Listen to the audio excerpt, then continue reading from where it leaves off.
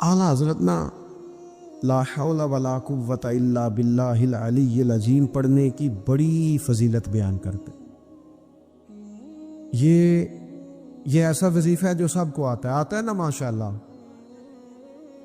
نبی پاک علیہ السلام نے فرمایا یہ اللہ کے عرش کے خزانوں میں سے خزانہ ہے.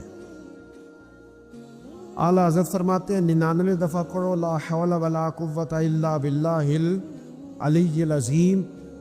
فرمایا اللہ تعالیٰ تمہیں 99 بیماریوں سے شفا دے گا، اور اس میں سب سے چھوٹی بیماری ٹینشن کی بیماری ہے، سب سے چھوٹی بیماری غم کی بیماری ہے، چھوٹی، باقی بڑی بڑی ہوں گی. بڑا پڑھا لکھا سمجھدار مالدار وزادار آدمی ہونا، لیکن اس کے کپڑے میلے کچیلے ہوں تو نہ وہ کہیں جانے میں آسانی محسوس کرتا ہے اور نہ کسی کو گھر بلانے میں آسانی محسوس کرتا ہے. ایک مفت کا بوجھ اس کی طبیعت پہ ہوتا ہے کہ میرے کپڑے ٹھیک نہیں، مفت کا بوجھ. لیکن بندہ بالکل ان پڑھ ہو، سادہ ہو، گھر ٹوٹا ہوا ہو، لیکن اس کے کپڑے ٹھیک ہوں، اٹھنا بیٹھنا ابھی نہا کے آیا ہو، استری والے کپڑے پہنے ہو، تو کہیں بیٹھتے ہوئے ذرا ہچکچاہٹ نہیں محسوس کرتا. آپ خود جب اپنے وہ کپڑے اتار لیتے ہیں نا، ان کو مٹی لگی ہوئی تھی، کہیں گرد لگ گئی تھی، تو خود بھی اپنے آپ کو آسانی میں محسوس کرتے. ورنہ نا وہ ساری محفل میں سب سے زیادہ توجہ اسی بات پہ رہتی ہے کہ میرا بٹن ٹوٹا ہوا ہے، اور وہ جینے نہیں دیتا کہ بٹن جو ٹوٹ گیا ہے. تو بار بار بندے کا خیال ہوتا ہے کہ کدے تک نہ لیا کوئی. یہ نفسیاتی مسئلہ ہے، اس کو سمجھیں. انسان فطرت کے ہاتھوں بعض اوقات مجبور ہوتا ہے. جس طرح انسان کا ظاہری حلیہ ٹھیک نہ ہو تو پورے سکون میں نہیں ہوتا، اسی طرح اگر باطن پہ کوئی بوجھ ہو نا، یہ تکبر والا بندہ کبھی سکون میں نہیں رہتا. یہ عجب والا خود پسندی والا بندہ کبھی سکون میں نہیں رہتا. بیماری لگ جاتی ہے نا میری طرح کے کچھ لوگوں کو، بزرگوں کی بات نہیں کرتا کہ ہمیں اسٹیج پہ ہونا چاہیے، میں چودھری صاحب ہوں، میں مالدار ہوں، میں علاقے کا بڑا ہوں، میں درویش ہوں، میں صوفی ہوں. آپ یقین کریں کہ ان کو پیچھے بیٹھ کے محفل سننے کا مزہ ہی نہیں آتا. وہ ساری محفل میں یہی سوچ رہے ہوتے ہیں کہ کدی کوئی اگے ساتھ لے نا. یہ بیماری ہے، یہ سکون نہیں لینے دیتی. یہ ایک مسئلہ ہے. خود پسندی، حسد، عجب، کبر، یہ مسائل ہیں. آپ جو مرضی کر لیں کہ آپ کو سکون نہیں لینے دیں گے. کسی بندے کا یہ ذہن بن جانا کہ میں جانا جاؤں، میں پہچانا جاؤں، تو آپ یقین کریں کہ وہ منتیں کرتا ہے کہ یار کوئی مہربانی کرو، میرا بھی ذکر کرو کہیں. شیخ سعدی رحمۃ اللہ علیہ فرمایا کرتے تھے کہ لکڑی کو گھن اتنی تیزی سے نہیں کھاتی جتنی بڑے لوگوں کو خوشامد تیزی سے کھا جائے. ان کا بس نہیں چلتا، ورنہ 2 بندے رکھ لیں 8 گھنٹے کی ڈیوٹی پہ کہ میری تعریفیں کیا کرو، بس نہیں چلتا. یہ باطن کے جو میل کچیل ہے نا، میرے رسول کریم کا کمال یہ ہے کہ حضور نے نظر کرم سے سارے دور فرما دیے. اور محبوب کے اپنوں نے جب نبی پاک سے دلیل مانگی نا کہ آپ اللہ کے نبی ہیں تو اس کی دلیل کیا ہے، اپنوں نے دلیل مانگی. قریش نے. اپنوں کو منوانا ذرا مشکل ہوتا ہے نا، یہ اللہ کا قانون ہے، اس نے چراغ کے بالکل نیچے اندھیرا بنا دیے، اس کا قانون ہے، کیا کیا جائے، نہیں مانتے. اپنوں کو منوانا، قریبیوں کو. انہوں نے جب، میرے ایک دوست نے مجھ سے کہا کہ ایک نہیں سمجھ آئی کہ جب کوہ صفا پہ حضور نے کہا تھا کہ میں اگر تمہیں کہوں کہ اس طرف دشمن کھڑا ہے تو سارے کہہ رہے تھے ہم آپ کی بات مانیں گے. تو میں نے کہا وہ سرکار کو ماننے کی بات تھی. یہاں بھی بہت سارے لوگ ہیں وہ کہتے ہیں حضرت صاحب آپ کی عزت بڑی کرتے ہیں، پر چپ کر جائے، سیاست کا نام نہ لینا. میری بات کی سمجھ آ رہی؟ آپ کی عزت بڑی کرتے ہیں پر چپ کر دیں. آپ نے یہ نہیں کہنا کہ سود نہ کھاؤ، بالکل آپ نے یہ نہیں کہنا کہ چودھری صاحب کے بچے کی شادی پہ بینڈ باجا نہیں ہونا، کیونکہ ہم تو عزت کرتے ہیں. عزت کرنا اور ہوتا ہے اور بات ماننا میں فرق ہوتا ہے نا جی. کچھ لوگ حیا کرتے ہیں پر بات، لیکن زیادہ خوشی اسی کی ہوتی ہے جو حیا بھی کرے اور بات بھی مانے. اپنوں نے جب دلیل مانگی نا کہ آپ اللہ کے رسول ہیں تو اس کی دلیل کیا ہے؟ اللہ کریم نے فرمایا محبوب ان سے فرمائیے فَقَدْ لَبِثْتُ فِيكُمْ عُمَرًا مِّن قَبْلِهِ، وہ باہر سے تو نہیں نہ آیا، میں نے تمہارے درمیان عمر کا حصہ گزارا ہے، افلا تعقلون، کیا تمہیں عقل نہیں؟ میری طرح کا کوئی سچا ہے تو دکھاؤ، کوئی صادق اور امین ہے تو دکھاؤ۔ تمہارے بیچ نبی کریم کا نہ اٹھنا بیٹھنا چلنا پھرنا یہ اس طرح کا تھا کہ کوئی چیز کسی پر بوجھ نہیں بنتی تھی، بلکہ جو دیکھتا جاتا تھا مدینے والے کا غلام بنتا جاتا تھا۔ ہم نا آپ یقین کریں کہ اگر نکل آئے نا آ جائیں سادگی پہ، سادی زندگی بڑی آسان ہوتی ہے، بڑی آسان۔ یہ جو بچے 4,500 روپیہ لگا کے بال کھڑے کراتے ہیں نا سر پہ، یہ پھر پریشان بھی رہتے ہیں کہ اتنے پیسے لگا دیے دیکھا کسی نے بھی نہیں۔ اور جو بزرگ ابھی آیا نا اس نے گھاس کاٹی ہے، بھینسوں کو چارہ ڈالا ہے، کپڑے بس اس نے جلدی سے پہن لیے صحیح استری، اس کو کوئی فکر نہیں، کوئی دیکھے تب بھی ٹھیک ہے نہ دیکھے تب۔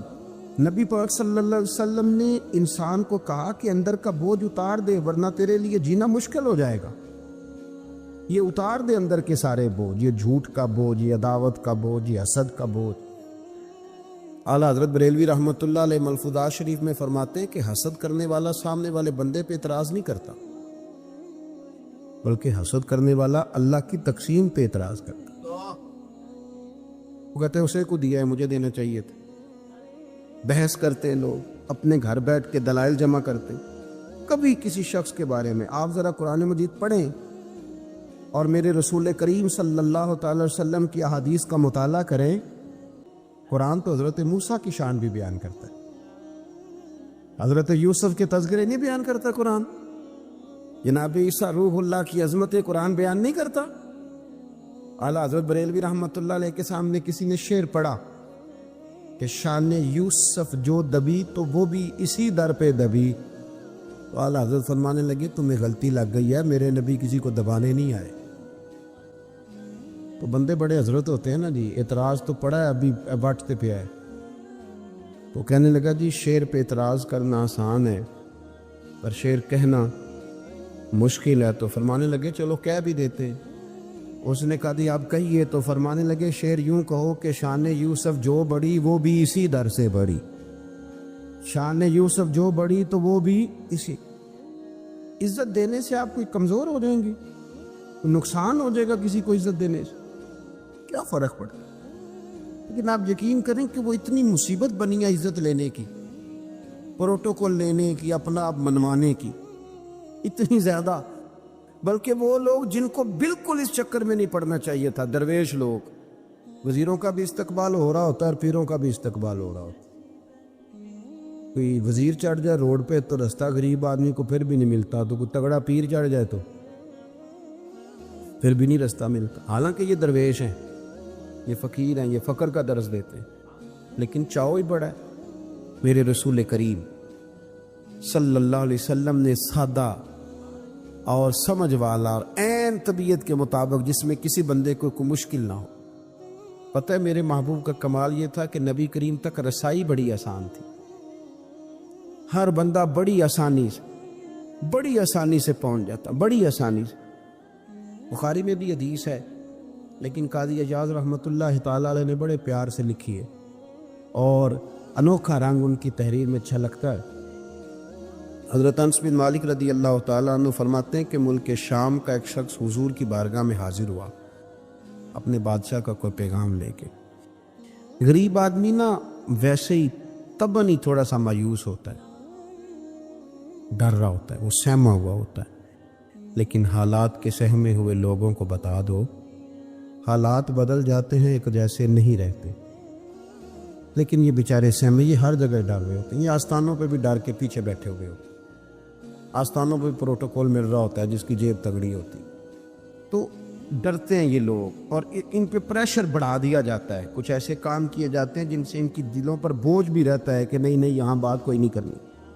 حضرت انس بن مالک رضی اللہ تعالیٰ عنہ فرماتے ہیں جب وہ آیا نا نبی کریم کی بارگاہ میں تو وہ کانپنے لگا، کوئی بات بھی نہیں ہوئی، کوئی ایسا مسئلہ بھی نہیں ہوا، لیکن وہ کانپنے لگا اور تھر تھر کانپنے لگا۔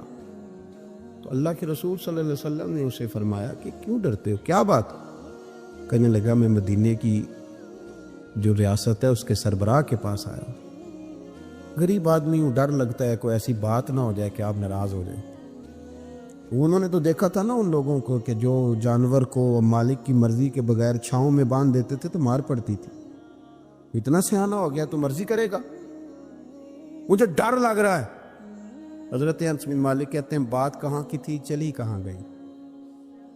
اس نے کیا کہا اور پھر جواب میں میرے محبوب نے کیا فرمایا.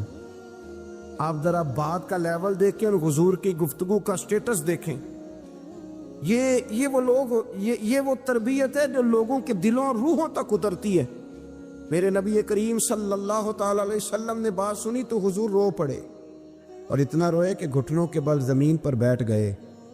جناب انس بن مالک فرماتے ہیں حضور فرمانے لگے نہ بھائی تو کسی بادشاہ کے پاس نہیں آیا, نہ تو کسی حکمران کے پاس نہیں آیا, تو اس بیٹے کے پاس آیا ہے جس کی ماں گوشت کے خشک ٹکڑے کھا کے بھی رات گزار لیا کرتی. میری ماں تو گوشت کے خشک ٹکڑے کھا کے رات گزار لیتی تھی, نہ تو کسی.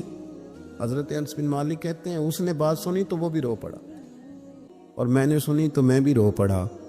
دوستو, رسول کریم دیکھیں نا ہم لوگوں نے کس طرح کا لیول بنایا ہوا ہے. ابھی تک وہ جو دولت کا رٹا ہے تھوڑا بہت, وہ ابھی تک چلتا ہے. ابھی تک خاندان کے اندر کوئی بندہ امیر ہو جائے تو چودھری بھی وہی ہوتا ہے, سیانا بھی, میرا تو خیال ہے پیر بھی وہی ہوتا ہے. شرط یہ ہے کہ اس کے پاس پیسے ہونے چاہیے, وہی شیخ ہوتا ہے, سارا کچھ وہی ہوتا ہے. نبی پاک صلی اللہ علیہ وسلم نے ہمیں کہا کہ یہ تمہارے اندر کے بوجھ ہیں. ماہا کفی صدرک, گناہ جو ہوتا ہے یہ کھٹکتا ہے سینے میں, یہ بندے کو پریشان کرتا ہے, بندہ تکلیف میں ہوتا ہے کسی کو پتہ نہ چل جائے. ہم لوگوں نے آہستہ آہستہ کر کے نا احساسات کی دنیا چھوڑ دی ہے. ہمارا مزاج نہیں, چھوٹی چھوٹی باتیں ہوتی ہیں لیکن ہم توجہ نہیں کرتے. کوئی اتنا مشکل بات نہیں کہ رات کو بیٹا پھل لے کے آیا تو اپنی بیوی کے کمرے میں چلا گیا. لوگ اس کی ماں کو اور اس کے باپ کو یہ بات آسانی سے کہہ دیتے ہیں کہ آپ حوصلہ کریں, دفع کریں, جو کر رہا ہے کرنے دیں.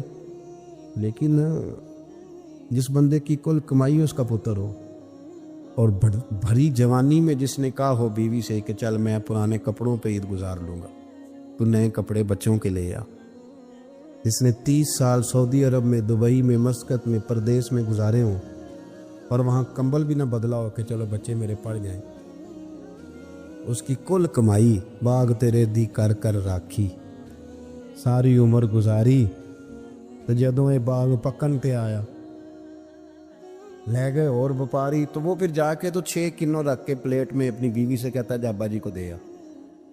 یہ کہنا آسان ہے باپ کو کہ تو صبر کر, حوصلہ کر, پر وہ باپ جب پیچھے پلٹ کے دیکھتا ہے تو کہتا ہے دنیا نے تو تجھے تحفہ دیا ہوگا, میں نے تو جوانی تجھے دے دی, خوشیاں ساری تیرے نام کر دی, اور تو میرے ساتھ یہ سلوک کرنے چلا. احساسات نہیں, اس کو پتہ ہی نہیں. روز دوست کو ٹیلی فون کرتا ہے کہ آج باہر سے کھانا کھائیں, کبھی ابا جی کو بھی کرنا کہ ابا جی آج میرے بغیر روٹی نہ کھانا, میں آؤں گا تو مل کے کھائیں گے. کبھی کہہ اماں کو کہ اماں مجھے بڑے بڑے ریسٹورنٹ میں وہ مزہ نہیں آیا کہ تیرے ہاتھ کے چاولوں کی روٹی میں مزہ آیا, آج پکا نا. مجھے لگتا ہے اماں کو راشا بھی ہو نا, راشا بھی ہو تو پھر بھی وہ تیرے لیے محنت کرے گی. لیکن احساس ضروری ہے نا, وہ ہم پیدا نہیں کرتے, وہ ہماری توجہ نہیں جاتی. صاحب طبقات کہتے ہیں نبی کریم صلی اللہ تعالی علیہ وآلہ وسلم نے نا جب صحابہ کرام آئے تھے مکہ مکرمہ سے مدینہ طیبہ, تو آپ نے سن رکھا ہے کہ انصار مدینہ نے اپنی جائیدادیں بھی تقسیم کر کے آدھی آدھی مہاجرین کو دے دی تھی. تو ان میں ایک حضرت ام ایمن بھی تھی, نبی کریم کی رضائی والدہ ہیں. یہ حضرت عبداللہ رضی اللہ تعالیٰ عنہ جو سرکار کے والد گرامی, ان کی آزاد کردہ لونڈی حضرت سیدہ طیبہ طاہرہ جناب آمنہ رضی اللہ تعالیٰ عنہ کی بھی بڑی خدمت کی انہوں نے. ان کو بھی ایک باغ ملا ہوا تھا.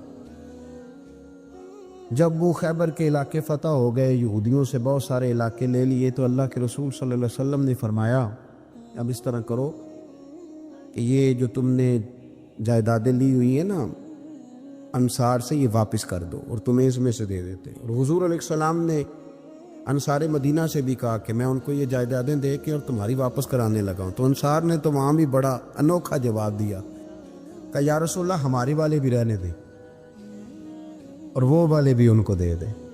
وَيُؤْثِرُونَ عَلَىٰ أَنفُسِهِمْ وَلَوْ كَانَ بِهِمْ خَصَاصَةٌ، یہ بھی ان کے پاس رہنے دیں۔ محبوب نے فرمایا نہیں، میرا فیصلہ یہی ہے۔ حضرت ام ایمن رضی اللہ تعالیٰ عنہ کے حصے میں ایک باغ آیا ہوا تھا، تو محبوب کریم سید عالم صلی اللہ علیہ وسلم نے کہا اماں جی آپ کو کوئی اور باغ دے دیتے ہیں، یہ والا باغ واپس کر دیں۔ سیدھی سادی بیوی تھی، ناز تھا کہ میں نے حضور کی خدمت کی ہے بچپن میں، ناز تھا، کہنے لگی میں تو نہیں واپس کرتی، یہ ناز ہے، ورنہ حضور کو کوئی انکار کر سکتا؟ میں تو نہیں واپس کرتی۔ حضرت عائشہ صدیقہ رضی اللہ تعالیٰ عنہ فرمانے لگی اماں جی یہ آپ کیا کہہ رہی ہیں؟ حضور فرمانے لگے عائشہ آپ خاموش ہو جائیں، یہ بڑھاپا ہے، اس کے احساسات ہیں، اس کے جذبات ہیں۔ آپ یقین کریں کئی دفعہ بوڑھے بیچارے نا درد سے بات نہیں بتاتے کسی، وہ کہتے ہیں کیا کرے، کپڑا اٹھائیں تاکہ پیٹ ننگا ہو جائے، کیسے بات کریں؟ نبی کریم سید عالم علیہ الصلوۃ والسلام اماں جی کے قریب گئے، کہا اماں جی میرے ساتھ چلو ایک دفعہ باغ دیکھ تو لو۔ حضور ساتھ لے کے گئے، ایک باغ دکھایا تو کہنے لگے نہیں میں نے نہیں لینا، یہ مجھے میرے والا ٹھیک۔ حضور نے پھر دوسرا دکھایا، کہنے لگے یہ بھی نہیں مجھے پسند۔ محبوب نے تیسرا دکھایا تو کہنے لگے یہ تو میرے والے باغ سے بھی پیارا ہے، یہ میں لے لوں گی۔ جب وہ مسکرائیں تو حضرت عائشہ کہتی ہیں میں نے حضور کی آنکھوں میں آنسو دیکھے، فرمایا الحمدللہ اس کا دل نا راضی ہو گیا ہے۔ یہ طریقہ ہے میرے عزیز، تھوڑے احساسات تو پیدا کریں۔ دین اسلام اپنے ماننے والوں کو یہ سبق دیتا ہے کہ دنیا میں زندگی ضرور گزاریں، اللہ تعالیٰ کی عطا کردہ نعمتوں سے نفع ضرور اٹھائیں، اچھا لباس پہنیں، اچھا کھانا کھائیں، رزق اگر حلال ہو تو اچھا گھر بنائیں، لیکن دنیا سے دل نہیں لگانا، اپنی طبیعت کے اندر صرف دنیا کے مال کی محبت ہی کو جگہ نہیں دینی۔ کمر سیدھی رکھنے کے لیے کھانا کھایا جاتا ہے اور ستر چھپانے کے لیے لباس پہنا جاتا ہے اور سر چھپانے کو چھت بنائی جاتی ہے۔ مقصد زندگی روٹی کھانا نہیں، مقصد حیات اعلیٰ لباس پہننا نہیں، اسی میں کھو جانا، اسی میں زندگی گزار دینا، اور ہر وقت مال کو کیسے بڑھانا ہے، شہرت کیسے حاصل کرنی ہے، دنیا میں نام کیسے کمانا ہے، اس میں پوری طرح اپنے آپ کو ملوث کر لینا، الجھ جانا، یہ انسان کو تاریک رستوں میں لے جاتا ہے۔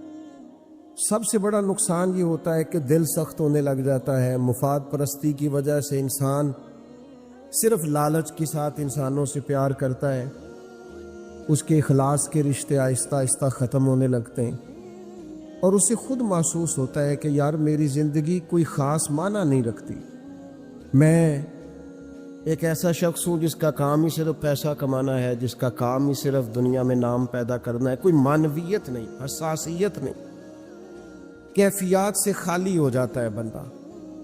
اللہ تعالیٰ نے قرآن مجید کے اندر اس حقیقت کو بیان کیا، ارشاد فرمایا المال والبنون زینت الحیات الدنیا، فرمایا مال اور اولاد یہ جیتی دنیا کا سنگھار ہے۔ مال اور بیٹے، مال اور اولاد یہ حسن ضرور ہیں، پر جب تک بندہ زندہ ہے اتنی دیر تک، یہ جتنی آپ اور میں خود اندازہ کر لیں کہ زندگی کتنی کو لمبی ہے اور کتنی کو لمبی ہوتی ہے آج کا، فرمایا یہ اتنی دیر تک زینت ہے جب تک انسان زندہ ہے، والباقیات الصالحات، اور فرمایا باقی رہنے والے تو نیک عمل ہیں، جو چیزیں باقی رہیں گی، جن کا اجر ملے گا، جو قیامت میں سامنے آئیں گی، وہ صالحات ہیں۔ والباقیات الصالحات خیر عند ربک، اور فرمایا باقی رہنے والی جو اچھی باتیں ہیں، جو اچھا عمل ہے، اس کا ثواب تمہارے رب کے پاس ہے، اور صرف ثواب نہیں، ثوابا و خیر عملا، اور وہ بڑی ہی بہتر چیز ہے جو اللہ کی بارگاہ میں، وہ بہترین تحائف ہے تمہارے لیے جو قیامت میں ملے گی۔ نبی کریم صلی اللہ تعالیٰ علیہ وسلم نے لوگوں کے سامنے دنیا کی بے ثباتی کو بیان فرمایا، حضور نے اپنے غلاموں کو یہ سبق دیا ہے کہ تم تھوڑی دیر کے لیے دنیا میں آئے ہو، اور اپنے لیے بھی سرور کائنات علیہ السلام نے یہی پسند فرمایا، فرمایا میں کوئی تمہاری دنیا سے نفع اٹھانے نہیں آیا، تھوڑی دیر وقت گزارنے، ڈیوٹی کرنے آیا ہوں، پھر اللہ کے حضور چلے جانا ہے۔ اور امت کو بھی یہ سبق دیا کہ مسافروں کی طرح، راہگیروں کی طرح تم نے وقت گزارنا ہے۔ تم نے اس طرح کا ماحول نہیں بنانا کہ تم سمجھو کہ صرف ایک ہی جہان ہے، اس کے بعد معاذ اللہ کوئی زندگی ہی نہیں ہے۔ ایک زندگی اس کے بعد ہے، مرنے کے بعد جو اللہ تعالیٰ جنت میں بندے کو انعامات عطا کرے گا، اس کے لیے جد و جہد کرنی۔ حضرت مولا علی شیر خدا رضی اللہ تعالیٰ عنہ روایت فرماتے دو قسم کے بیٹے ہوتے ہیں، ایک دنیا کا بیٹا ہوتا ہے، ایک آخرت کا بیٹا ہوتا ہے۔ فرمایا دنیا کے بیٹے نہ بننا، آخرت کے بیٹے بننا۔ اور نبی کریم علیہ السلام نے فرمایا وہ لعنتی ہے جو درہم و دینار کا بندہ بن گیا۔ بندہ تو اللہ کا بننا چاہیے تھا، لیکن اس نے لعنت کٹھی کی ہے، یا درہم کا بندہ بن گیا یا دیناروں کا بندہ بن گیا، یعنی مال دولت سونا چاندی اس کا بندہ بن گیا، حالانکہ اسے اللہ کا بندہ بننا چاہیے۔ اتنا اپنے آپ کو لالچی کر لینا، اتنا حریص کر لینا کہ مطلب سارا کچھ ہی دولت بن گئی، ہر چیز کو دولت کے نقطہ نظر سے دیکھنا شروع کر دیا۔ اس قدر زیادہ لوگ الجھ گئے کہ قرآن مجید نے کہا الہاکم التکاثر حتی زرتم المقابر، فرمایا تمہیں غافل کر دیا ہے مال کے لالچ نے، یہاں تک کہ تم نے قبروں کے منہ دیکھ لیے، یعنی مرتے دم تک صرف پیسہ اکٹھا کیا ہے، صرف اور صرف اپنی ذات کے فروغ کے لیے، اپنے میک اپ کے لیے، اپنے آپ کو بنانے سنوارنے دکھانے نام پیدا کرنے میں وقت ضائع کر دیا۔ اور یہ بہت بڑا مسئلہ ہے ہمارے دور کا، ہم اپنے ذاتی قد کو اونچا کرتے رہتے ہیں ہر وقت، میرا نام ہو جائے، کو پتہ چل جائے کوئی، اور سیانے بندے، معاملہ فہم بندے، مدبر آدمی، ایسا نہیں کہ بیوقوف ہے، سمجھدار ہے، لیکن بیچارے تصویروں کے چکر میں پڑے ہوئے ہیں، فوٹو بازی کر رہے ہیں۔ آپ حیران ہوں گے کہ ہماری قوم ایک طرف یہ ہے کہ لوگ بیچارے بلوں کے لیے پریشان ہیں کہ ان کے پاس ادا کرنے کو پیسے نہیں، اور دوسری طرف ہمارے پاس اتنا پیسہ ہے کہ صرف بڑے سارے بورڈ پر ہم نے بڑی ساری ایک فلیکس لگوائی ہے جس کی کوئی ضرورت نہیں تھی، اس پہ عید مبارک لکھا ہے، اور مسئلہ عید مبارک کا نہیں تھا، وہ جو جس کی نیچے فوٹو لگی تھی نا، اس نے ذرا دکھانا تھا کہ میں بھی یہاں رہتا ہوں۔ یہ کیا ہے بھلا؟ یہ وہ نفس کی تسکین ہے، یہ وہ قرار ہے کہ جس کے پیچھے تھک گئے لوگ، یعنی کو تھوڑی تعریف کر دے دل ٹھنڈا ہو گیا، سکون آ گیا، وہ ذرا پتہ چل گیا 10 آدمی مجھے جانتے ہیں، کوئی تسلی ہو گئی۔ یہ اتنی بڑی نفس پرستی میں انسان لگ جاتا ہے کہ پرانے جو حکمران ہوتے تھے انہوں نے وظیفے پہ لوگ رکھے ہوتے تھے کہ تم نے ہماری تعریفیں کرنی، تنخواہیں ملتی تھی خوش آمدید کرنے، شعراء کو خریدا جاتا تھا ہمارے مناقب لکھو، نفس کی تسکین۔ لیکن کچھ رب کے بندے ایسے بھی تھے جنہوں نے قرآن جب غور سے پڑھا، جنہوں نے احادیث مبارکہ کو بالغ نظری سے دیکھا، جنہوں نے صحبت رسول قریب سے اٹھائی، تو انہیں طے ہو گیا کہ اصل گھر تو آخرت کا گھر ہے۔ وَالْآخِرَةُ خَيْرٌ وَأَبْقَىٰ، آخرت خیر والی بھی ہے، ہمیشہ باقی رہنے والی۔ جب یہ طے ہوا تو پھر ان لوگوں کی صورتیں لوگوں کے سامنے آئیں، تو ان کی زندگیاں بھی لوگوں نے دیکھی، تو عش کر اٹھے۔ ان پہلی صف کے زاہدوں کو دیکھو گے نا، تو جب سب سے پہلے نام گنو گے تو ان میں ایک نام حضرت عمر فاروق کا بھی ملے گا۔ معاذ اللہ ثم معاذ اللہ، نقل کفر نہ باشد۔ کچھ لوگ ایسے بھی ہیں رفس زدہ، اور ایسے لوگ جنہوں نے معاذ اللہ ثم معاذ اللہ صحابہ کے بارے میں جن کی رائے ٹھیک نہیں۔ آپ حیران ہوں گے کہ جو معاذ اللہ ثم معاذ اللہ حضرت عمر کے بارے میں رائے ٹھیک نہیں نہ رکھتے، یہ کمال ہے نا، جو رائے ٹھیک نہیں رکھتے یہ وہ بھی کہتے ہیں کہ 10 سال سے زیادہ وقت تک 24 لاکھ مربع میل پہ حکومت کرنے والے شخص نے اپنے گھر میں 1 روپیہ بھی نہیں جانے دیا۔ آپ اسے چھوٹی بات سمجھتے ہیں؟ بہتا دریا ہو اور بندہ کہے نہیں میں نے خشک رہنا ہے، یہ کیسے ہو سکتا ہے؟ یعنی کٹر مخالف بھی کہتا ہے کہ نہ مال خزانہ میں سے کوئی عمر کی جیب میں آیا ہے، نہ عمر فاروق کی اولاد کی جیب میں آیا، انہوں نے آنے دیا ہی نہیں۔ وہ جو زہد تھا نا، ذہن بن گیا تھا کہ دنیا نہیں اکٹھی کرنی، آخرت بچانی ہے۔ اور یہ ایک بات اور بھی ذہن میں رکھ لیں، زہد سے مراد یہ نہیں کہ بندے کی جیب میں کوئی شے نہ ہو تو پھر وہ زاہد ہوتا ہے۔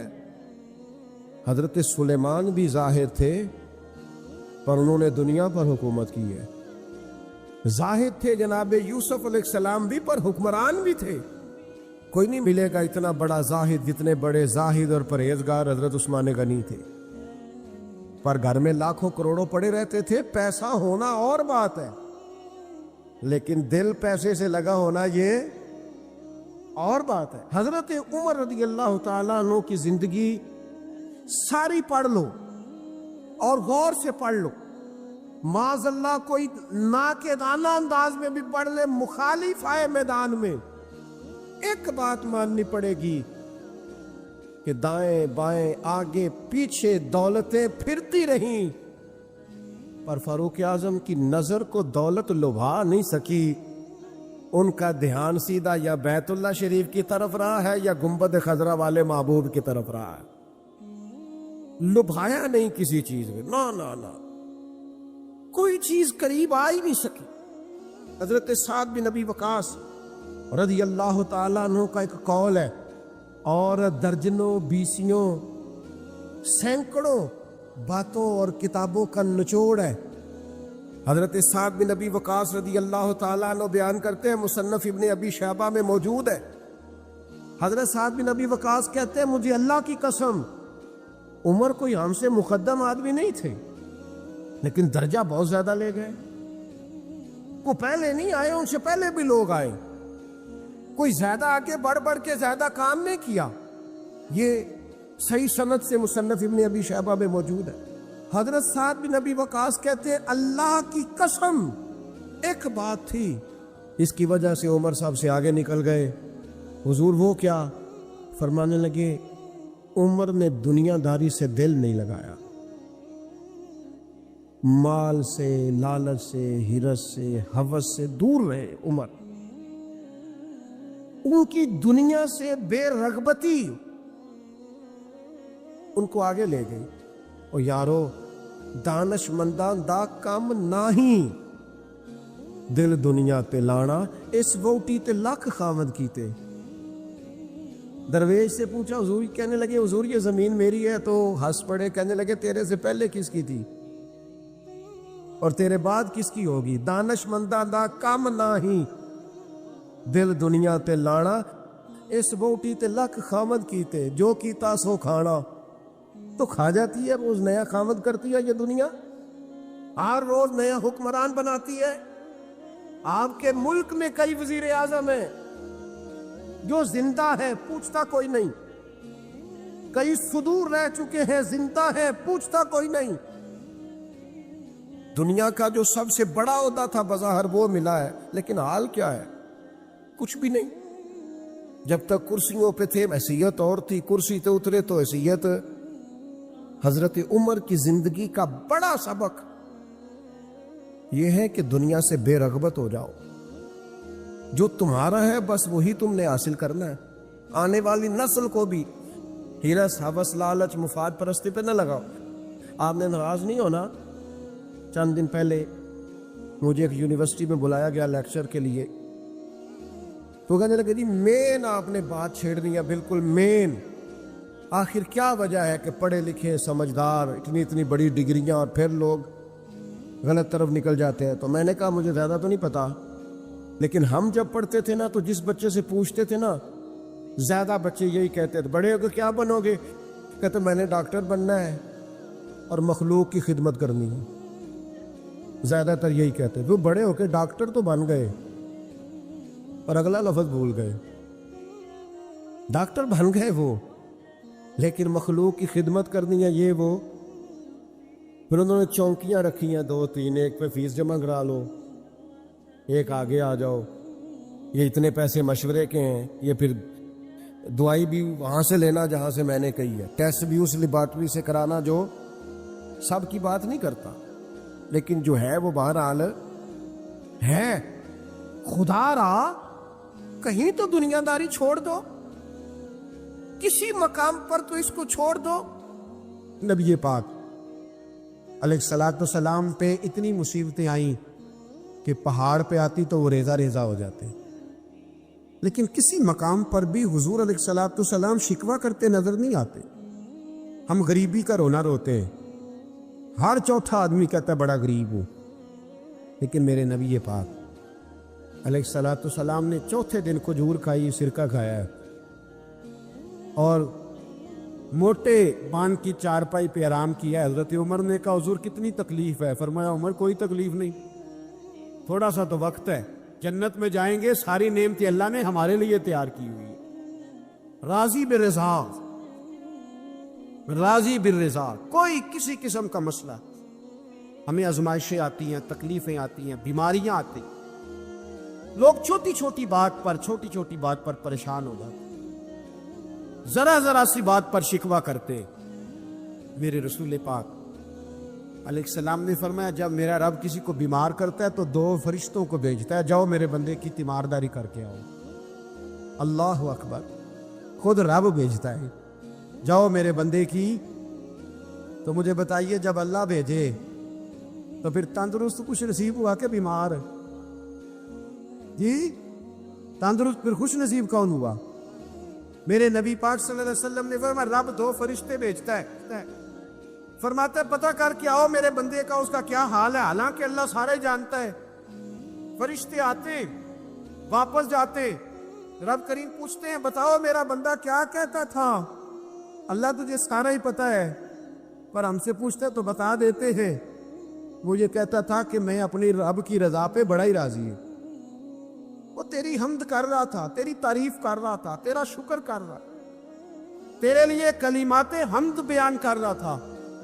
تو میرے نبی پاک علیہ السلام فرماتے، اللہ فرشتوں سے فرماتا ہے سنو پھر، اگر میں اپنے بندے کو اس بیماری میں شفا دوں گا تو اس تندرستی سے زیادہ اچھی تندرستی دوں گا جو پہلے اسے عطا کی ہوئی، پہلے سے اچھی صحت دوں گا. اور اگر اسے اس بیماری میں موت دوں گا تو پھر مرتے ہی اس کے لیے میں جنت کا فیصلہ فرما دوں گا. بھائی جب تو راضی بالرضا رہتا ہے، راضی بالرضا، بڑی سادی سی بات ہے بھائی. آپ گھر گئے روٹی مانگی تو اگر کسی نے کہا نا کہ اتنی تھکاوٹ ہے ٹائم پہ آیا کرے اس وقت، تو روٹی تو وہ بھی مل گئی، اور اس میں لذت ہے، وہ سکون نہیں، وہ سکون نہیں. میری اماں جی سالن پکا کے رکھ لیتی تھی تو روٹی جب بھی کوئی مانگتا تھا تو تازی بنا کے دیتی، ان کی طبیعت تھی. تو میں اکثر ان سے کہتا کہ اماں جی پکا کے رکھ دیا کرو. کہتے تمہیں خوشی نہیں ہوتی جب تمہاری اماں تازی پکا کے دیتی ہے؟ خوشی ہوتی ہے، طبیعت میں خوشی ہوتی ہے. ان کا مزاج تھا، ذوق تھا، تو ہم سمجھتے تھے یار یہ بڑی سعادت کی بات. تو آپ گھر گئے رات کو تو گھر والوں سے کہا روٹی، تو فوراً اٹھے، فوراً، اور انہوں نے کھانا تازہ بنایا، اور ساتھ یہ بھی کہا باہر سے نہ کھایا کرے بندہ بیمار ہو جاتا ہے. کتنی ٹھنڈک پہنچتی آدمی کے دل کو، سکون ملتا. تو بھائی بیماری تو آپ نے کاٹ لی، لیکن ساتھ کہو ہو بڑا بیمار ہوں، میں نے تو اتنے گناہ بھی نہیں کیے، ظلم بھی نہیں کیا، کسی کو کچھ بھی. اب بیماری تب بھی کٹ گئی، پر بڑی آزمائش. مریض ڈاکٹر کے گلے پڑ رہا ہے، اس کے لواحقین جھگڑے کر رہے ہیں، بیماری وہ بھی کٹ گئی. اور ایک بیمار وہ ہے جو چارپائی پہ لیٹا ہے اور کہتا ہے جس طرح میرا اللہ راضی اسی طرح میں بھی راضی. تو بیماری اس کی بھی کٹ گئی. حضرت یونس علی نبینا علیہ الصلوۃ والسلام نے ایک دن حضرت جبریل امین ملنے آئے تو جناب یونس علیہ السلام کہنے لگے اے جبریل اللہ کے نیک بندوں میں جو اللہ کو اس وقت سب سے زیادہ پسند ہے نبیوں کے بعد، جو کرنا بات کا، جو سب سے زیادہ اللہ کو پسند ہے نبیوں کے بعد ولیوں میں، اور سب سے زیادہ اللہ جس کو اللہ کی بارگاہ میں عبادت گزار لکھا جاتا ہے، میری اس بندے سے ملاقات کراؤ۔ تو حضرت جبریل نے جناب یونس علیہ السلام کو ساتھ لیا تو ایک شخص کے پاس پہنچے جو آنکھوں سے اندھا تھا، دونوں ہاتھ اس کے سلامت نہیں تھے اور پورے جسم میں پیپ جاری تھی، ریشہ تھا۔ جب جا کے السلام علیکم کہا نا حضرت یونس نے، اس نے وعلیکم السلام کے بعد پہلا لفظ پتہ کیا کہا؟ اس نے کہا یا اللہ تیرا شکر ہے، یا اللہ تیرا، آپ بھی ادا کریں اللہ کا شکر، یا اللہ تیرا، اللہ تیرا شکر ہے۔ حضرت یونس علیہ السلام کہنے لگے تو شروع سے اس طرح کا ہے، نابینا بھی اور ہاتھوں سے معذور بھی اور سارا جسم شروع سے؟ تو بڑے ہی خوبصورت لفظ اس بیمار نے کہے، کہنے لگے نہیں حضور، میں بالکل ٹھیک ٹھاک تھا، جب تک میرے رب نے چاہا کہ یہ دنیا کو دیکھے تو تب تک اس نے مجھے آنکھیں دی، اور جب اس نے چاہا کہ اب اس کا دیکھنا بہتر نہیں تو اس نے واپس لے لی۔ تو یا اللہ تیرا شکر ہے، اللہ تیرا شکر ہے۔ پھر کہا جب تک اس نے چاہا کہ میرے ہاتھ رہے تب تک رہے، جب اس نے چاہا کہ میرے لیے بہتر نہیں تو اس نے لے لیے، تو یا اللہ تیرا شکر ہے۔ جب تک اس نے چاہا کہ میرا جسم صحیح و سلامت رہے تو رہا، اور جب اس نے چاہا کہ میرے لیے بہتر نہیں تو مجھے بیمار کر دیا، تو یا اللہ تیرا شکر ہے۔ تو حضرت یونس علیہ السلام کہنے لگے جبریل واقعہ یہ اللہ کا سب سے زیادہ شکر گزار بندہ ہے، سب سے زیادہ عبادت گزار بندہ ہے، سب سے زیادہ۔ میرے نبی پاک علیہ السلام نے فرمایا میرا مومن ہر حال میں نفع میں ہے، نعمت ملے تو شکر کر کے نفع، مصیبت آئے تو صبر کر کے نفع۔ اپنی زندگی میں تحمل، بردباری، علم پیدا کرا، حوصلہ پیدا کرا۔ ہر آنے جانے والے شخص کے مزاج کے مطابق اسے نہ ملے، اپنا مزاج صحیح رکھے، اپنی طبیعت کے مطابق اپنے ماحول کو برقرار رکھے۔ علم کے ساتھ گزارا کرو گے تو رشتہ داروں سے بھی بنی رہے گی، دوستوں سے بھی بنی رہے گی، ہر ایک سے تعلق رہے گا۔ اور اگر آپ کے اندر یہ حوصلہ نہیں تو پھر سارے معاملات پریشانی کا شکار ہو جائیں گے۔ یہ تو آج کا مضمون تھا۔ ہمیں نا لوگ مشورہ دیتے ہیں، کہتے ہیں پیر صاحب درویشوں کو سیاست کی بات نہیں کرنی چاہیے، دیتے ہیں نا مشورہ لوگ، جی تھوڑا تھوڑا بول دیں، تھوڑا تھوڑا دیتے ہیں نا۔ اگرچہ ہم ان کی بات نہیں مانتے، اس لیے کہ اقبال نے کہا تھا جدا ہو دی سیاست سے تو رہ جاتی ہے چنگیزی، جدا ہو دی سیاست سے تو۔ اور پہلا فکرہ یہ ہے کہ جلال بادشاہی ہو یا جمہوری تماشا، جدا ہو دین سیاست سے تو رہ جاتی ہے۔ اس نے کہا جب سیاست اور دین علیحدہ علیحدہ ہوتے ہیں تو چنگیز خاں اور ہلاکو خاں پیدا ہوتے ہیں۔ سیاست جب تک مسجد کے اندر رہتی ہے تب تک پاک صاف رہتی ہے، وہ گندی ہوتی تب ہے جب مسجد سے نکل جاتی ہے۔ حضرت علی کے زمانے تک مسجد میں رہی، پاک صاف رہی، یزید باہر لے گیا تو گندی ہو گئی، حضرت عمر بن عبدالعزیز دوبارہ مسجد میں لے آئے تو پھر پاک ہو گئی۔ لیکن پھر بھی ایک ساتھی نے مجھے کہا تو اس کی بات میں، سب کی باتیں نہیں مانتا، اس کی بات میری سمجھ میں آئی۔ وہ کہنے لگا جی اصل بات یہ ہے کہ سیاسی تبصرے تجزیے ہم اخباروں میں، ٹی وی پہ جا کے بیٹھے، جا کے بڑی مہربانی میری طرف دیکھیں، وہ ہم سنتے رہتے ہیں تو ہمارا دل کرتا ہے مسجد میں صرف ہم رسول اللہ کا پیار ہی سنیں۔ تو میں نے کہا یار تیری بات دل کو لگتی ہے، یہ بات صحیح ہے، چلو یہ نیت اچھی ہے، یہ تیرا نظریہ ٹھیک ہے، مان گیا۔ میں چلا گیا دکاندار کے پاس اور میں نے اس کو جا کے کہا کہ گاڑی کا انجن کھولو، اس طرح کرو، اس طرح۔ اس نے کہا مولانا آپ جا کے نا گاڑی تو فقہ کی کتاب کھولے، اس لیے کہ گاڑی کے انجن کے بارے میں آپ کو معلومات، یہاں اگر آپ نے یہ کام کرنا ہے تو اس کو پڑھیں، کسی استاد کے پاس ورک شاپ پہ آئیں، آپ کے ہاتھوں کو، منہ کو، چہرے کو مٹی لگے، دھواں لگے، گریس لگے، پھر آپ کو پتہ چلے گا انجن کیسے کھولتا ہے۔ صحیح کہہ رہا ہوں؟ نہیں صحیح کہہ رہا؟ دھواں گلنا تو یہاں کر چڑی جے، صحیح کہہ رہا ہوں جی؟ اگر مولوی کو اجازت نہیں سیاست کی بات کرنے کی، اور مولوی کو اجازت نہیں کہ انجن کی بات کرے، تو سیاستدان کو اجازت ہے دین کی بات کرنے کی؟ یہاں تو وہ آئے نا مدرسے میں پڑھے پورا دین حاصل کرے پھر وہ بولے تو پھر تو ٹھیک ہو گیا، لیکن جب اسے سورت اخلاص بھی سیدھی نہیں آتی تو فتوے دینے کی اس کو ضرورت ہے کوئی؟ بولے نا یار، کیوں چھیڑتے ہیں سیاستدان؟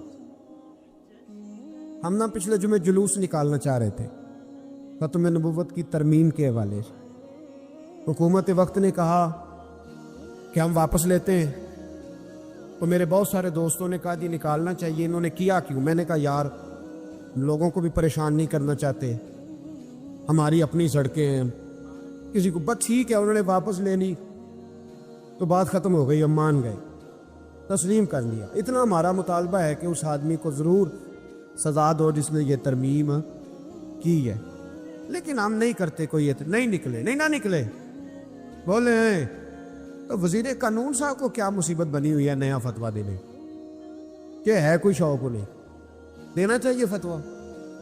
کہتا نہیں مرضیوں میں ہمارے درمیان تھوڑا ہی فرق ہے۔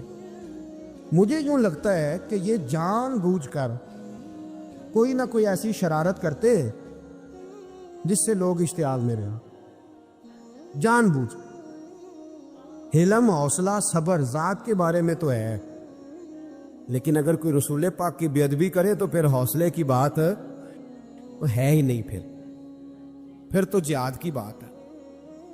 اور میں دیانتداری سے مسجد میں باوضو بیٹھ کر جمعے کے دن مشورہ دیتا ہوں حکومت کو اور وزیر قانون کو مشورہ دیتا ہوں کہ نہ فرعون کی حکومت ساری زندگی رہی، نہ نمرود رہا، نہ جاج بن یوسف رہا، نہ یزید رہا، اور یار درباری بن کے حکمرانوں کی چاپلوسی کرتے کرتے تم یہاں تک آ گئے ہو کہ اب نبی پاک کی عزت کو ہاتھ ڈالنا شروع کر دیا ہے۔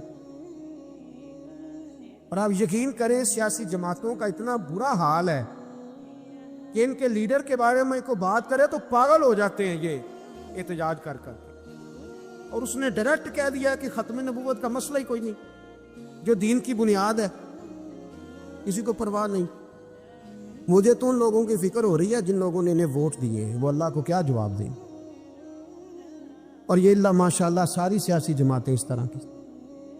اور میرا وزیر قانون صاحب کو بھی مشورہ ہے کہ زندگی بڑی تھوڑی ہے، بڑی تھوڑی، اللہ سب کو معاف کرتا ہے، اپنے رسول کے غداروں کو معاف نہیں کرتا۔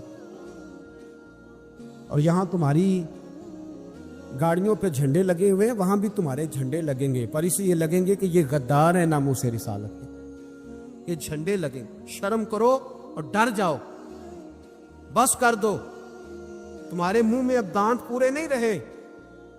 کوئی شوگر کا مریض ہے تو کوئی بلڈ پریشر کا، تو کوئی ہارٹ کا، تو کوئی کینسر کا۔ شرم کرو اور اپنی قبر کی بھی تھوڑی سی فکر کرو۔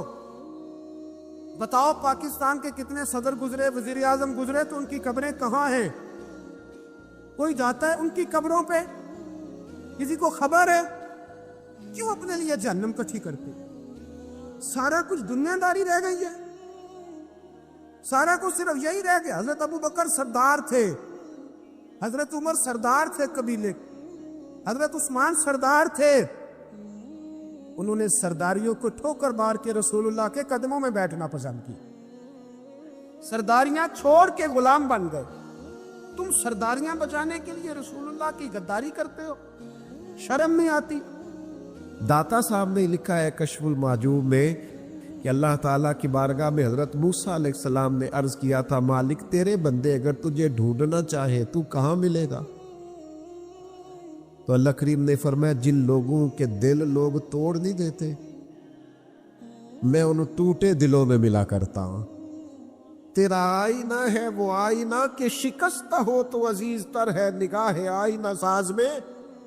جب لوگ تانے دیتے ہیں، جب لوگ تکلیف دیتے ہیں، جب آپ بالکل ٹھیک چل رہے ہوتے ہیں، جب آپ محنت کر رہے ہوتے ہیں، جب آپ مخلص ہوتے ہیں، جب آپ جدوجہد کر کر کے تھک جاتے ہیں، اور لوگ جب پوری طور پر تانا زنی کرتے، باتیں سننے کو جب ملتی ہے، میں دیانتداری سے کہتا ہوں جب لوگ پوری طرح دل توڑ دیں پھر کوئی سجدے کا مزہ ہے؟ پھر کوئی دعا کی لذت ہے؟ پھر کوئی چسکا ہے اس کی بارگاہ میں حاضری کا، پھر کوئی تڑپ پیدا ہوتی ہے اس کیفیت میں، وہ جب لوگ آپ کو پوری طرح تکلیف دے اور سارے اسباب ظاہری ختم ہو جائے، وہ جو لذت ہے نا اللہ کی بارگاہ میں جڑنے کی، وہ تعریف والوں کو کئی دفعہ نصیب۔ ٹوٹے دلوں میں تو رب ملتا ہے، نہ بچا بچا کے تو رکھ اسے، تیرا آئینہ ہے وہ، یہ شکستہ ہو تو عزیز تر ہے، نگاہ آئینہ ساز میں میرے عزیز طے کرے کہ اپنے ضمیر کے مطابق فیصلے ہوں گے، اللہ رسول کی رضا پانے کا کام ہوگا، اور اس تعریف سے نکل آئیں گے ہم کہ لوگ ہمارے بارے میں کیا کہتے ہیں۔ میں عرض کر چکا ہوں کہ داتا علی اجویری رحمت اللہ علیہ فرماتے کہ نبی پاک علیہ السلام کو صادق کہتے ہیں، امین کہتے ہیں، صلہ رحمی کرنے والا کہتے ہیں، اور جب کہا لا الہ الا اللہ پڑھو تو پھر جادوگر، پھر معاذ اللہ شاعر، پھر کچھ اچھا وہ یہ سارا کچھ کہتے رہے تو کیا حضور شام کو بیٹھ کے حضرت صدیق اکبر کے پاس یا گھر میں سیدہ ختیجہ کے پاس یہ تبصرے کرتے تھے معاذ اللہ کہ دیکھو جی لوگ بات ہی نہیں سنتے، دیکھو توجہ ہی نہیں کرتے، دیکھو مجھے جادو، حضور یہ تبصرے کرتے تھے؟ وہ جس طرح بچہ آگ کے قریب بار بار جاتا ہے اور ماں ہاتھ پکڑ پکڑ کے روکتی نہیں، غصہ نہیں کرتی، اس کا خیال ہوتا ہے اسے پتہ ہی نہیں یہ جل جائے گا، یہ رات کو بیٹھ کے تبصرے نہیں ہوتے، بلکہ اللہ کا قرآن کہتا ہے لعلک باخع نفسک، اے محبوب کیا آپ اپنی جان پر کھیل جائیں گے؟ اللہ یکون مؤمنین، اس بات پر کہ یہ ایمان کیوں نہیں لاتے؟ حضور آپ نے تو جان کی بازی لگا دی گویا، اتنی محنت کرتے ہیں، اتنی محنت کرتے ہیں، یہ اللہ کا قرآن ہے، وہ جادوگر کہتے جا رہے، ساحر کہتے جا رہے، اور حضور جان کی بازی لگا کر دین بتاتے جا رہے۔ یہ مزاج ہے کہ آپ ان لوگوں کے بیچ کھڑے ہو کر انہی کی خیر کی بات کریں، انہی کے حق میں بھلے کی بات کریں جو آپ پر تانا زنی کر رہے ہیں، آپ انہی لوگوں کے لیے۔ دیکھیے حضرت موسیٰ علیہ السلام کتنی جد و جہد کی جناب کلیم نے، کبھی فرعونیوں سے مقابلہ ہے، کبھی دریاؤں کا سفر ہے، کبھی صحراؤں کا علاقہ ہے، کس طرح حضرت موسیٰ علیہ السلام نے جد و جہد کی اپنی قوم کو نکالنے کے لیے۔ آپ قرآن مجید کھولیں، جگہ جگہ حضرت کلیم علیہ السلام کا ذکر ملے گا، کبھی وہ پانی کا مطالبہ لے کے آ گئے، کبھی کچھ لے کے آ گئے، دن رات حضرت موسیٰ علیہ السلام انہیں فرعون سے، فرعونیوں سے نجات دلانا چاہتے ہیں، لیکن وہ کتنی ذہنی اذیت دیتے ہیں۔ آپ تاریخ پڑھ کے دیکھیں، کبھی وہ ان سے کہا گائے ذبح کرو تو پوچھتے ہیں رنگ کیسا ہو، بچڑی ہو کہ جوان ہو۔ کبھی حضرت موسیٰ علیہ السلام کے بارے میں معاذ اللہ ثم معاذ اللہ، یہاں تک انہوں نے کہہ دیا کہ آپ نے تو اپنے بھائی حضرت ہارون کو قتل کر دیا، یہاں تک کہ ایک عورت کو کہا جا کے جناب حضرت موسیٰ پہ الزام لگا دو۔ کبھی وہ کہتے ہیں کہ معاذ اللہ آپ اتنا اپنے آپ کو پردوں میں چھپا کے رکھتے ہیں، کیونکہ حضرت کلیم بڑے حیادار تھے، اللہ کے سارے نبی حیادار ہوتے، تو وہ کہتے تھے لگتا ہے جسم پہ معاذ اللہ ثم معاذ اللہ کوئی عیب ہے، کبھی کوئی بات، کبھی کوئی بات، کبھی کوئی بات۔ لیکن آپ حضرت کلیم کو دیکھیں، وہ جہاں بھی رب کی بارگاہ میں عرض کرتے ہیں اپنی امت کی خیر ہی مانگتے ہیں، وہ اپنی قوم کی خیر ہی مانگتے ہیں، وہ اللہ کی بارگاہ میں یہی عرض کرتے ہیں مالک ان کے لیے ہدایت کے راستے واضح فرما۔ یہاں تک ان کی قوم نے کہہ دیا معاذ اللہ، یہ اللہ کا قرآن فرماتا ہے، آپ سورہ آراف پڑھ کے دیکھیے، وہ کہنے لگے اے موسیٰ ہمیں تو آپ سے پہلے بھی آپ کی وجہ سے تکلیف پہنچی، معاذ اللہ آپ کے بعد بھی آپ کی وجہ سے تکلیف پہنچی، وہ آپ کی ولادت کی خبر معروف ہوئی تو فرعون نے ہمارے بچے قتل کرانے شروع کر دیے، تو آپ کے تو آنے سے پہلے ہمیں تکلیفیں پہنچ رہی ہیں۔ لیکن حضرت موسیٰ پھر بھی کہتے ہیں اور صبر کرو تمہارا دشمن ہلاک ہو جائے گا، اللہ تعالیٰ تمہیں کامیابی دے گا۔ اور پھر اللہ تعالیٰ نے اس کا اعلان بھی فرمایا، فرمایا یاد کرو نا بنی اسرائیل والوں، وہ وقت یاد کرو نا، وَإِذْ نَجَّيْنَاكُمْ مِنْ آلِ فِرْعَوْنَ، پھر ہم نے تمہیں نجات دی فرعون والوں سے، پھر ہم نے تمہیں نجات دی ان لوگوں سے، فرعونیوں سے تمہیں بچا لیا۔ کس کی برکت سے؟ حضرت موسیٰ علیہ السلام کی برکت۔ اللہ نے ان کے ذریعے تبلیغ فرما کے بچا لیا۔ قومیں اس کے اندر تکلیف دیتی۔ حضرت سیدنا شعیب علیہ السلام کا ذکر ہمیں ملتا ہے سورہ ہود کے اندر۔ حضرت شعیب اپنی قوم کو منع کر رہے، کیا کہہ رہے؟ ناپ تول پورا کرو، نا انصافی نہ کرو، لوگوں کا حق نہ مارو، یہ خیر کی دعوت۔ قوم جواب میں کیا کہتی ہے؟ سورہ ہود پڑھیے۔ وہ کہتے ہیں ہمیں نہیں سمجھ میں آتی آپ کی باتیں، اگر ہمیں آپ کے قبیلے کا ڈر نہ ہوتا تو معاذ اللہ ہم تو آپ کو پتھر مار مار کے شہید کر دیتے۔ آپ انہیں تبلیغ دین کر رہے ہیں، آپ انہیں اخلاقیات سکھا رہے ہیں، آپ ان کے کردار و عمل میں خوبصورتی پیدا کرنا چاہ رہے ہیں۔ وہ کہتے ہیں اگر آپ کے قبیلے کا خوف نہ ہوتا تو ہم تو آپ کو شہید کر دیتے۔ تو جواب میں حضرت شعیب نے کیا کہا؟ جاؤ پھر موج کرو۔ انہوں نے کہا ایسی قوم کو تبلیغ کروں جو پتھر مارنے کی بات کرتی ہے؟ کیا میں اب ایسے لوگوں کو دعوت خیر دوں جو مجھے شہید کرنے کی بات کیا خوبصورت جملہ ہے قرآن مجید نے بیان کیا۔ حضرت سیدنا شعیب فرمانے لگے وَيَا قَوْمِ اعْمَلُوا عَلَىٰ مَكَانَتِكُمْ إِنِّي عَامِلٌ، فرمانے لگے قوم والوں تم اپنی جگہ کام کرتے رہو جو تم نے کرنا ہے، اور میں اپنی جگہ دین کی تبلیغ کرتا رہوں۔ کرو تم اپنا کام اور میں اپنا۔ شکوہ ظلمت شب سے تو کہیں بہتر تھا ہم اپنے حصے کی کوئی شمع جلاتے جاتے۔ دوستو لوگ تو تانا زنی کریں گے۔ ایک خاص بات کرنی ہے آپ سے۔ ایک دانشور نے مجھے تو بڑا تڑپایا ہے، ہو سکتا ہے آپ بھی تڑپ جائیں۔ دیکھا ہے جو کچھ میں نے اوروں کو بھی دکھلا دے۔ ایک دانشور کی بات پڑھی میں تو ٹوٹ گیا۔ اس نے کہا مسئلہ پتہ کیا ہے؟ بدی پھیلانے والے تھوڑے ہیں اور نیکی پھیلانے والے زیادہ ہیں، لیکن پھر بھی زمانے میں بدی کیوں زیادہ پھیل رہی، نیکی کم کیوں پھیلتی؟ تعداد نیکی پھیلانے والوں کی زیادہ ہے، بدی پھیلانے والوں کی کم ہے، لیکن سوسائٹی میں چلن بدی کا کیوں عام ہے؟ تو کہنے لگا اس کی وجہ یہ ہے کہ جس اخلاص کے ساتھ بدی پھیلانے والی بدی پھیلاتے ہیں نا، اس اخلاص سے نیکی پھیلانے والے نیکی نہیں پھیلاتے۔ اور جتنی محنت شیطان کرتا ہے لوگوں کو گمراہ کرنے کے لیے، اتنی محنت دیندار کیوں نہیں کرتے بچانے کے لیے؟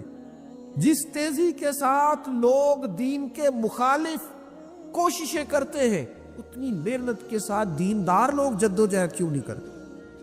کاش کبھی لوگ اتنے مخلص ہو جائیں جتنے بدی پھیلانے والے مخلص ہیں، تو انقلاب آ جائے۔